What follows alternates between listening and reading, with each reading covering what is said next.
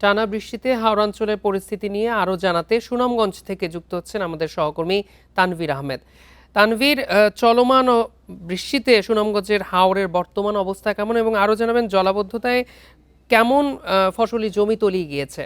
শুরুতেই আপনাকে একটু স্বস্তির খবর দিই যে গতকাল দুপুরের পর থেকে এখন পর্যন্ত সুনামগঞ্জে বৃষ্টিপাত হয়নি। যদিও আকাশ কিন্তু মেঘলা আছে, যে কোনো সময় বৃষ্টিপাত নামতে পারে। তবে কৃষকদের মনে কিন্তু এখনো ভয় যেটি রয়েছে এবং উৎকণ্ঠা, সেটি কিন্তু এখনো কাটেনি। আপনাকে যদি সুনামগঞ্জের সুরমা নদীর একটু তথ্য জানাই, যে সুরমা নদীতে আহ, গত যে আহ, গতকাল থেকে বৃষ্টিপাত না হওয়ার কারণে প্রায় 15 সেন্টিমিটার পানি বৃদ্ধি পেয়েছে।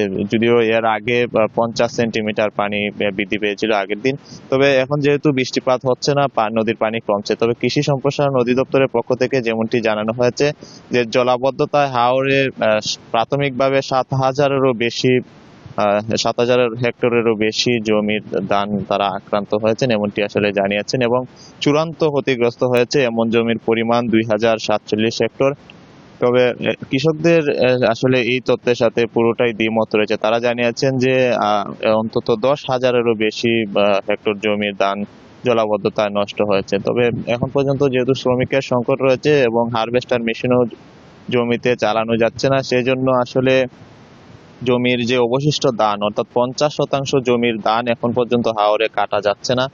এই সংকট নিরসনে কৃষি সম্প্রসারণ অধিদপ্তরও কিন্তু বিভিন্ন জেলায় যোগাযোগ করছেন শ্রমিকের জন্য, কিন্তু আসলে সেই শ্রমিক সংকট এখন পর্যন্ত নিরসন হচ্ছে না।